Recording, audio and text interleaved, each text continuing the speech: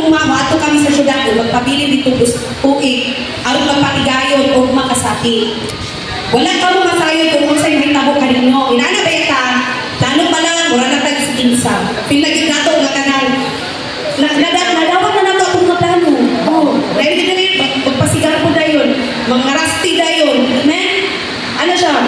Wala ka mo masayon kung unsay may tabo kaninyo ugma. Sama ka mo sa gabon nga makita sa makadyot. O kunya ang hanaw. Inana ra ang tao. Mao kini ang angay ng isulti. Kung maluoy ang Ginoo, duwayan niya ang akong kinabuhi. O kung makabuhat kita sa atong buot ng hapon. In God's will. In God's will, kung kabubuton sa Diyos, ihatag sa iyang atong plano. Mag-agad dito sa plano ni Lord. Amen? Dili ka magdali-dali sa atong desisyon. Example, dili na nakatugarin. Actually, dili na mag-gusto si Lord yung kanang inimay pa sa pais. Pero, kini, example lang diba sa ato ang kapusukan. May kapa. Sorry mga igsuon, sorry lang yun. Amen, kaya dito magsama sa ilawan. Wala ba yung kay pulong ang mga tao dito? May pag-ingon nga kapa, dahil nakadaba, kaunin na. Ang mga ipangbuhat dito, ipangprinda ang kalubinan, ipangprinda ang kaning katubahan, ibaligya ang kabaw, padakuay ang butang sa kapa. O, proud na kaayo ang kasing-kasing.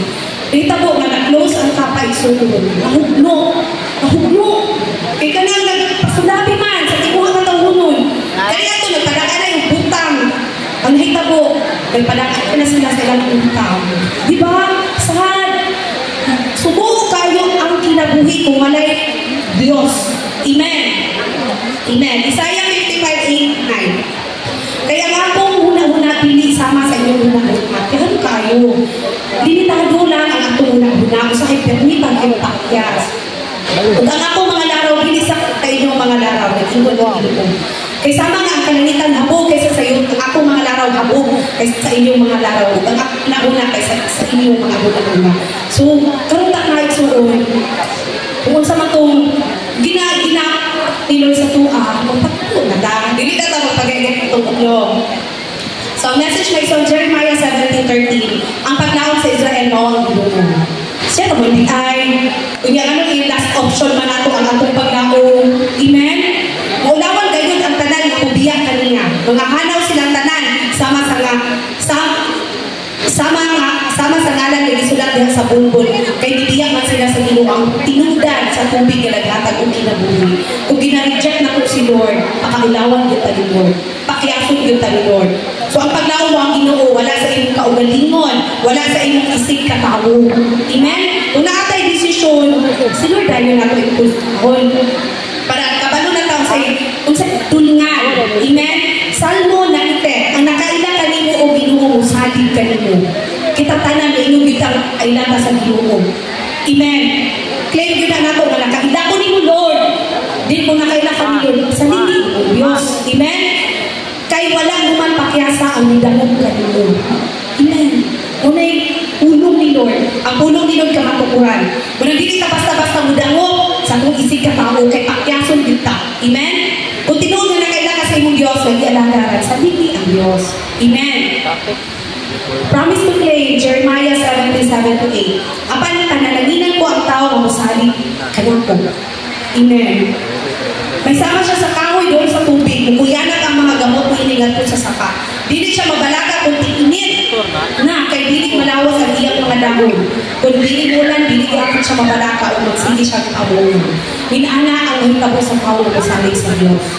Amen? Unay isa at sinong sa inyo ipagbuhi. Salit na. Ayaw na pagbuha-duha. Amen?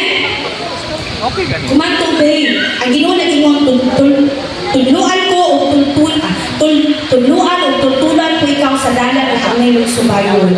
Bantayan o tambagan ko ikaw. Amen? Wala ko natuwa. Tampatan ka ni Lord. Kanagdiyahan ka ba? Para saan ang magbalantay? Sino ba yung magbalantay sa karnero? Diba? Siya ang atong magbalantay. Kung asa kanya patulan ko ka, ayaw mag-una-una. Basin ko niya, masaad tayo suon. Anay, ayaw pagpakabuang sama sa kabayo umula. Nga kinahalan pagpusalan o biglahan aron sunod na.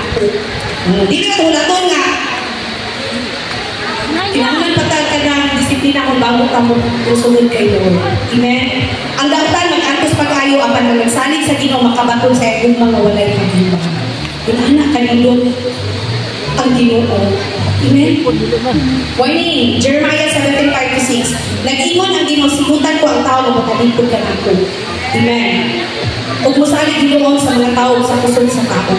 Alakot ang tao na budalong sa iyang isip ka tao. Amen. Nakon yun, kung budalong pa kay Lord, nakon yun siya gamitong na tao na budalong sa tuwa. Dili lang ta magpunang-una sa desisyon ni Lord. Amen. Sa Isaiah 31:1-3, alaot kadtong ni adto sa iyang at pili nga verses katulad siya basa ko na to na Book of Jeremiah.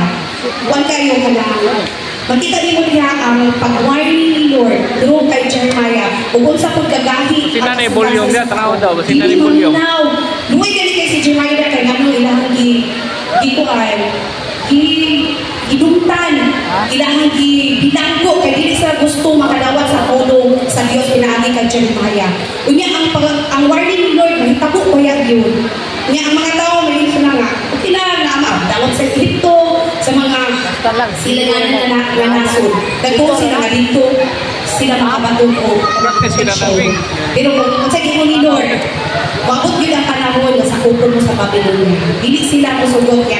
Napagay ka lang term niya kung ni Jeremiah ka kanina mga matay ka mong tanan ang inyong mga anak ano ba? Yan ay mo dito nga kaning sakop sa kani Pangulo, diba na maging mga advisor yun nga ay luma na si Jeremiah kinakahayong kanakatalaw sa atong katawhan.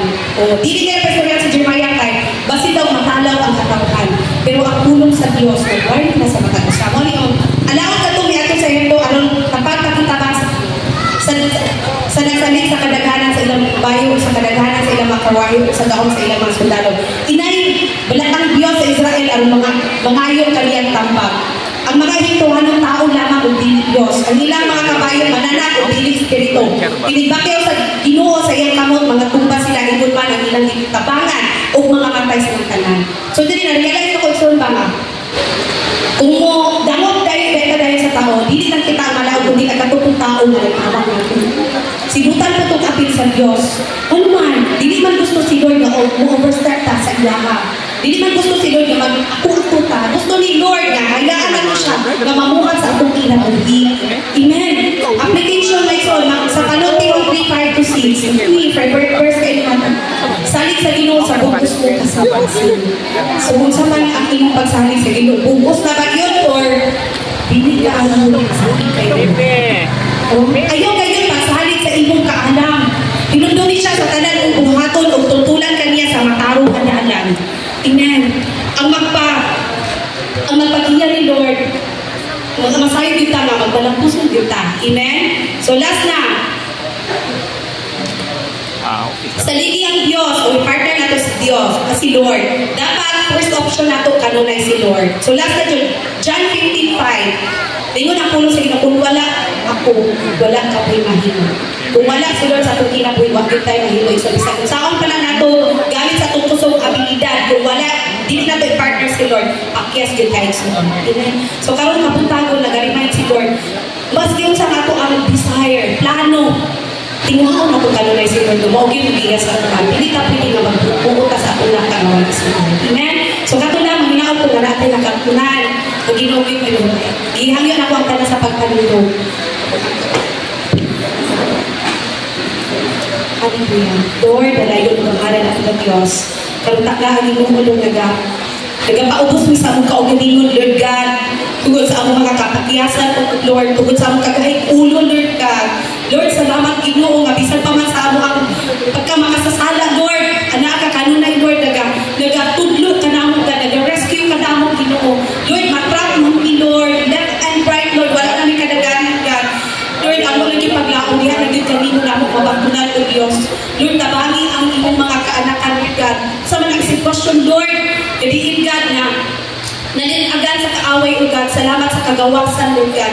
Salamat sa kaluwasan, Lord God. Salamat sa pagbago ka na mo, Ginoo. Lord, ayun tubuti amahan na magkinabuhin mo, Lord, sama sa mga tao na buang-buang, Lord God. Na dili magkabalo, na huna-huna, Lord God. Dili na mo gamiton ang kaalam na gikan ka, Ginoo, Diyos. Lord, nagluhi ang inyong mga katawhan ka na magkinabuhi sama sa mga alamong amahan. Lord, ikaw gid kanunay, God, ang first option nga dapat namo Lord pilikon, God. Sa amo man ang pagtikang, Lord, ayon tumuti, God, nga mag-inusare ni Lord. Salamat o Diyos nga ikaw kanunay magauban ka namo amahan. Lord, salamat, God, na ang mata ko sa makakatun gayon. Ayon tumuti, Lord, nga kanunay ni Lord nga matitagan sa kaaway, God. Tungod lang sa amo kapabayaan Ginoo.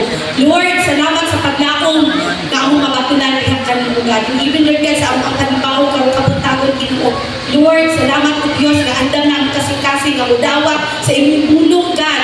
Lord, salamat po Diyos sa mga mga babag, Lord, ikaw gid magatanggal ni ini, Father God. And Lord, fill us, Lord, with abundant blessings, Lord God. Lord, spirituhalon, Lord God, nga mo'y makapabago ka namong Ginoo. Lord, patubuang ang pagtuod diha kanimo, Father God. Lord, gamita ang mata ko sa God alang sa imong kaibayan. Bless, anoint, Lord God, ang worship team, Lord God, ug ang tanan, Lord, nga mubarog dinhi Ginoo. Lord, imong yung pagagamiton, Father God. Salamat o Diyos, tanan mo himaya amahan, diya lamang kanino. In Jesus' name we pray. Amen and amen.